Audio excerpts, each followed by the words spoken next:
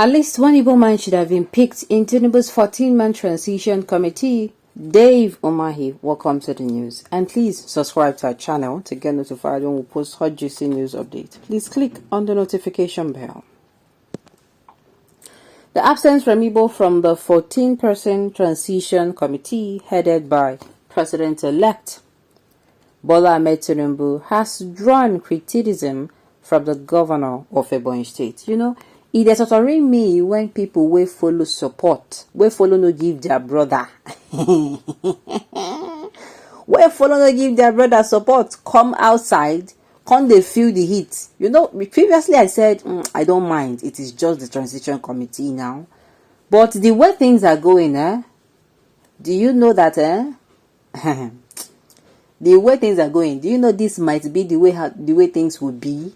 Make I just they look them shy. They go, their karma is coming too soon. They know in detail, please.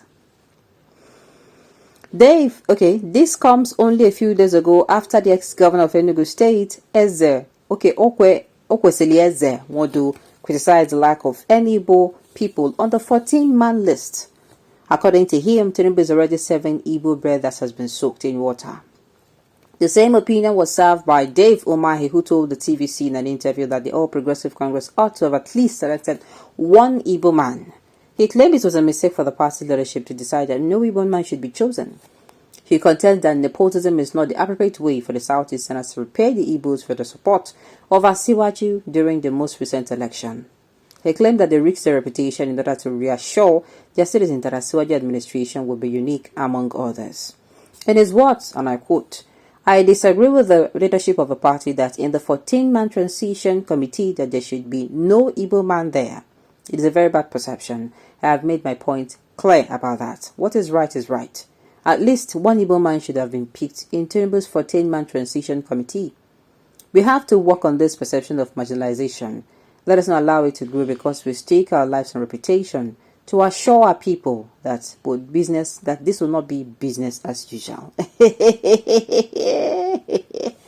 Okay, you know why it is funny? It is coming from them. People that thought that, if I stand with you, you will stand with me. Brother, you will stand alone when the time comes. It is not going to be funny. Now, I'm not saying this is right, don't get me wrong. But I'm saying, these are the people you actually did not support your people for. You understand? I'm just saying. There are people who, even though they are not member of APC, this Dave Umahi is an APC member. They're not the member of APC, but they no support. In fact, they frustrate the effort of their kingsman. The breakfast is going to go round. It is just beginning. What is an Igbo man going to do there other than representing himself on stomach? Please choose your northern light and do not mind the Igbo. This person is speaking in sarcasm because this person is an Igbo person. You never see anything. Shebi can say that is what people do. He already told us he's going to give him bread soaked in water. These Igbo men that betrayed their brother think that Yorubas are like that. The Yorubas that supported Obi did only so because they want good governance. They should go and hide their faces in shame.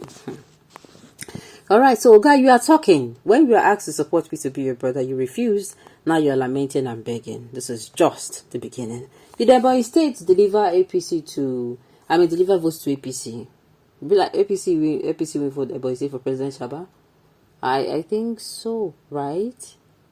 Okay, they did not win. Oh, okay. No, now I don't think APC go free win for Appoint State. That place is locked down. Most Southeastern states was locked down for Igbo because their own was that number one, he was competent, and number two, this is the first time ever that we have somebody from that particular geopolitical zone, and the person is receiving support, so it must not go to waste. All right. For what? To do what? Answer the question before I return back. Everybody here is saying, what is it for?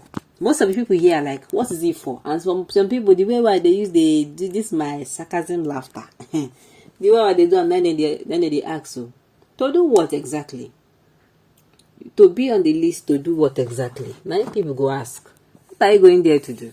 Even me, that was what I said. There is no need. So far, say he is not going to toe the same line when it comes to allocation of funds, allocation of resources, allocation of appointment. He should practice equity that time. But you see now, no problem. But it go depend on people, most especially. You get one person where you name it for my mouth. They sideline her for election, for campaign, whatever. They sideline her for election. They still sideline her for this one. Well, continue to do what you are doing. The breakfast must surely go round. Who says Igbos are even interested in his cabinet? I don't know why people see political appointments as a big deal with or without Igbos are really doing better. My dear, let me pause you right there. There are people who, how am I going to say it? Don't be everybody be there. Don't be everybody get the same mindset too. Everybody, they say different strokes for different folks. You might be saying it like that, but some people are not saying it like that. Some people, their mindset be they really want this. They want this thing. They want to make it be said and they hear their name. You understand? That is just it. It's a big deal to have an appointment to. But they appoint you and make you become one minister of one ministry. Do you know what it means? From there, you can start scaling your ladder now.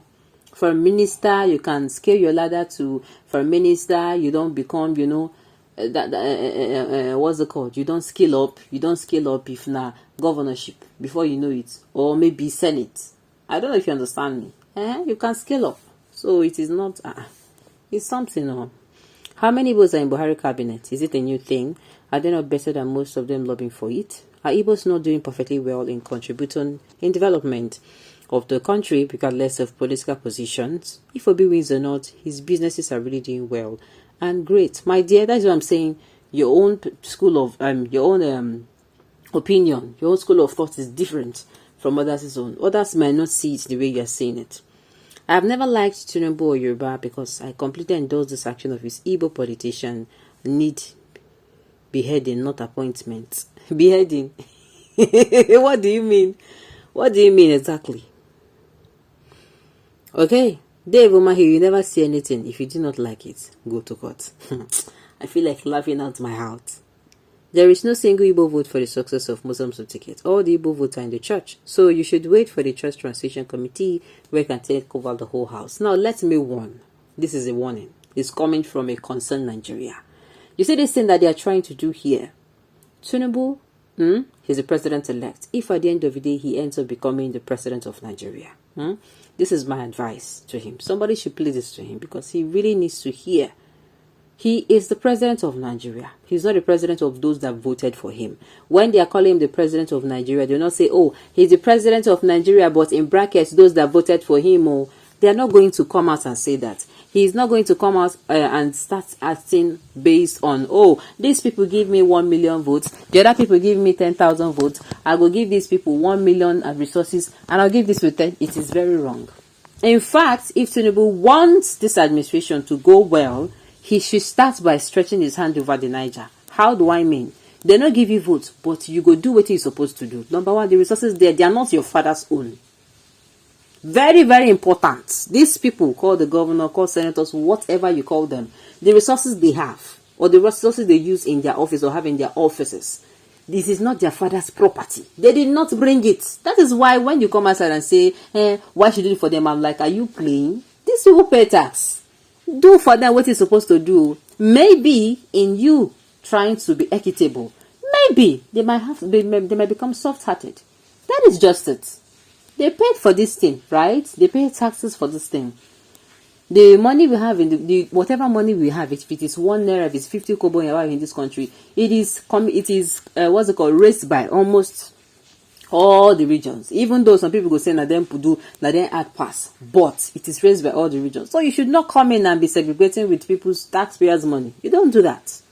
They did not give you vote, and so they don't give you vote, and so you are going to do what you're supposed to do. Okay, on those notes, you have come to the end of the news. We say thank you for tuning in to listen.